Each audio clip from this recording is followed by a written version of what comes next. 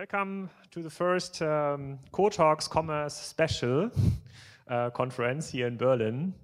I'm really exciting and really happy having you here at our conference.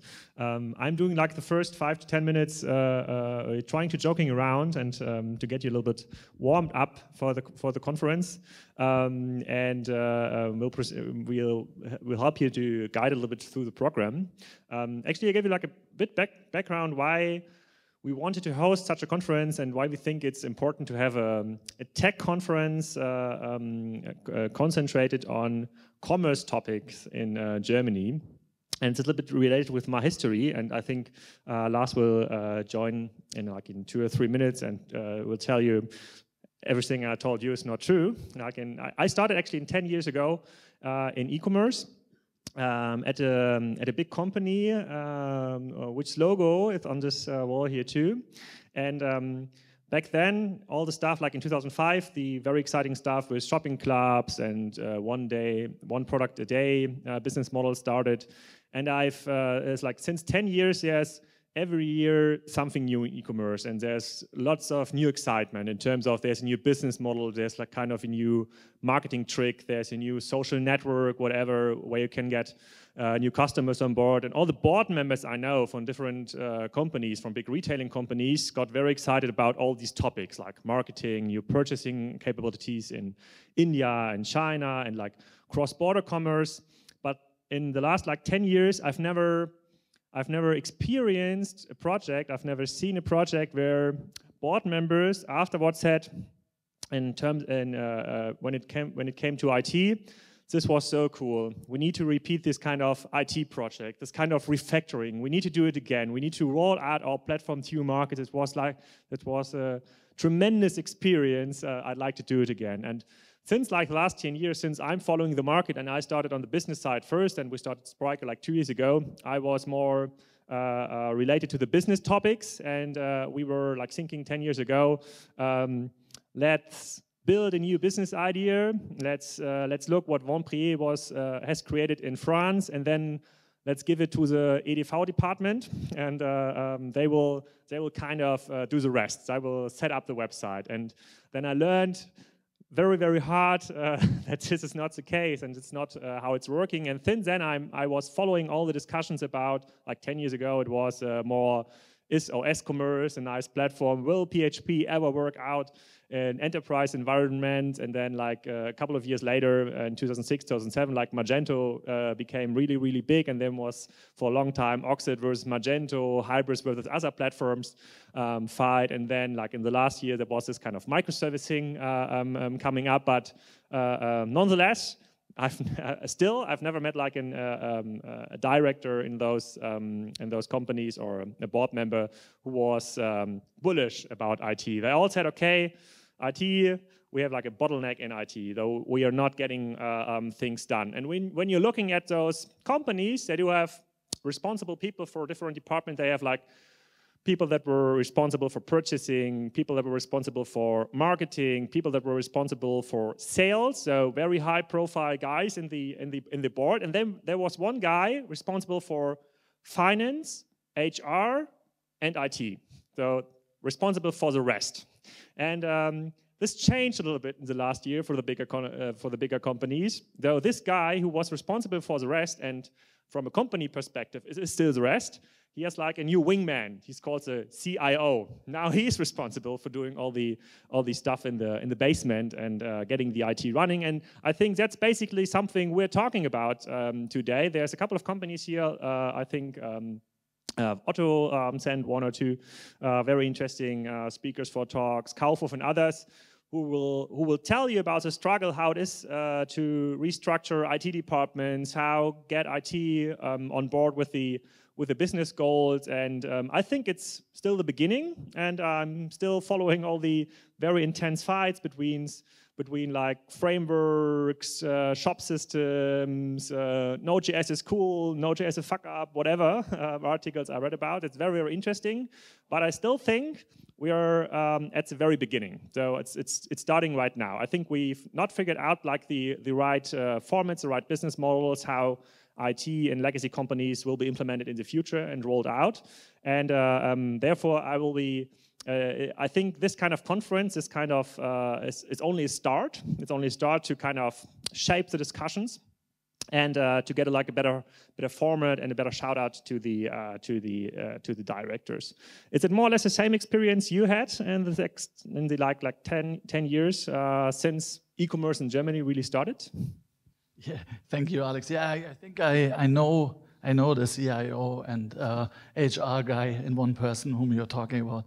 Actually, the interesting thing is, I just arrived yesterday from Jakarta in Indonesia, and I've met a major fashion player there. They send 50,000 SKUs a day, so they're really big.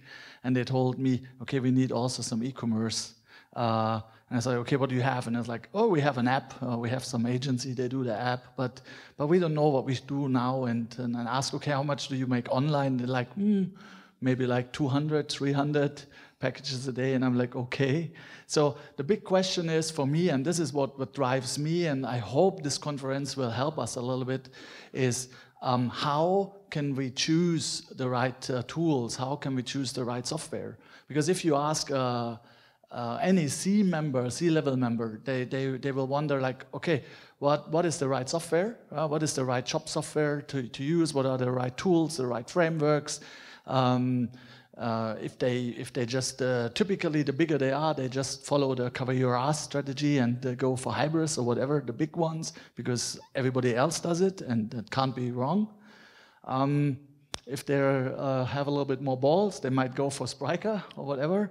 But what they also do is they're going to ask you guys, and I think most of you are developers, hopefully.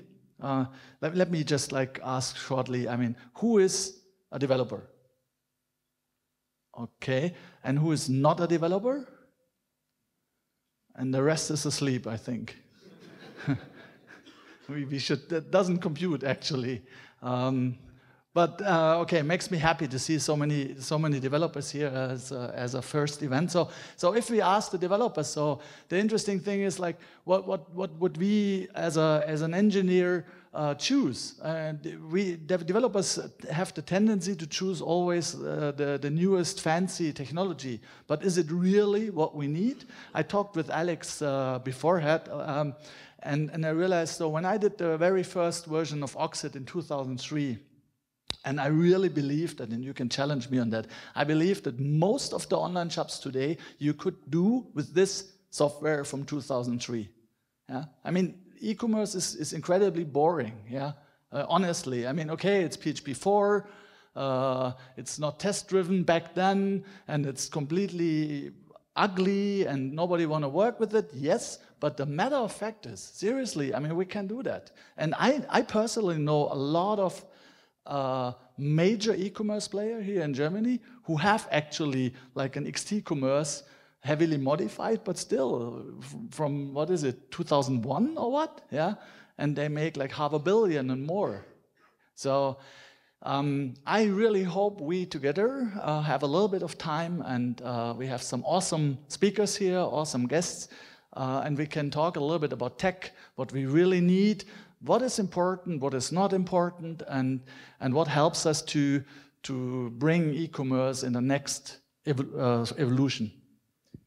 Yeah, that's actually the CIO, these board members or executive people are searching for. Actually, Lars is representing like the picture of the perfect CIO from their point of view, like experienced. He can talk to people.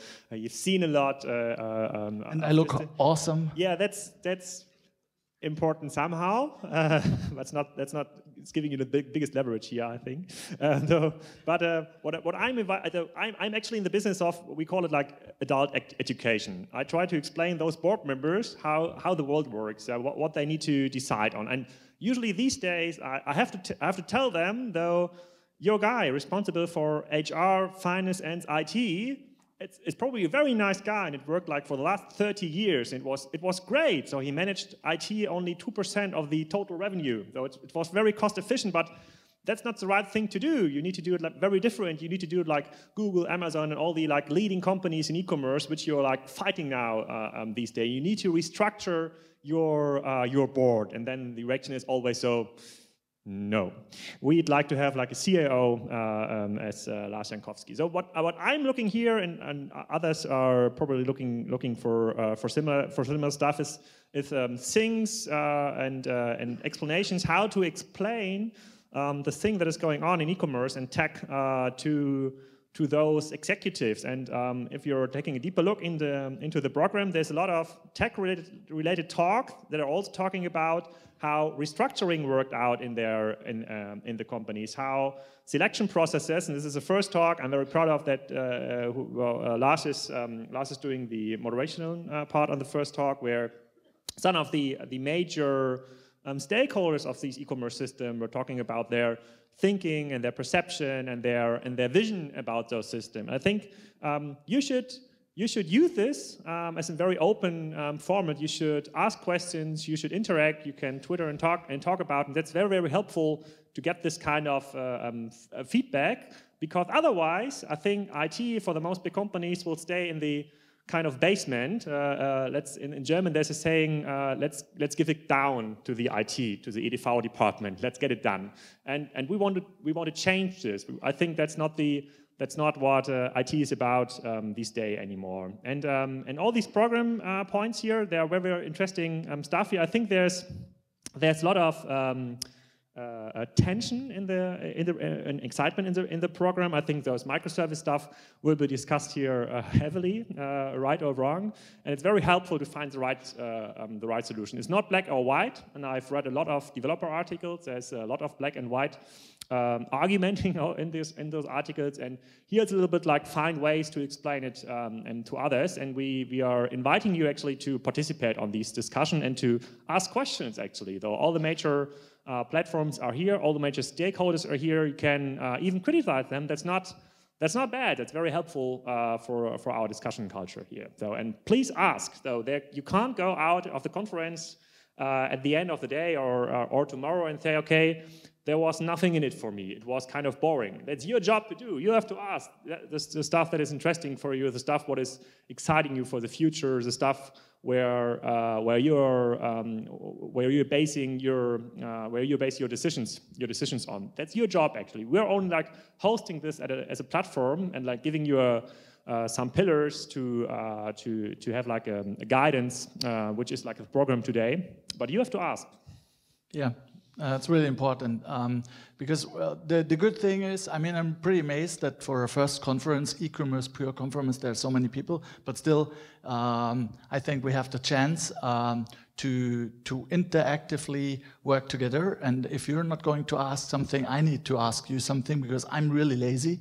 I don't expect for some really important insights from me. My job is more like to moderate and to make you ask what you really need to know and what you question, you know. And as Alexander said, we have really, really, really amazing speakers today, and I'm completely excited about that. I don't think that ever there was such a lineup on a conference in e-commerce. I think there was no e-commerce. No, I think that's the first. It's a first. Lineup. So we really should use that and together ask whatever you wanted to ask.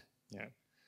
And now we have like 5 minutes left where you can choose like your room for the next like 45 minutes. In this room there will be the discussion about shop systems, which is like heavily loaded in terms of speaker curriculum vitae. I will be like participating in room like 4 inside Otto.de. That's something I was always interested in. But also Olala and the domain stuff is very interesting. We can split up now, choose your rooms, and ask. Remember this. Thank you.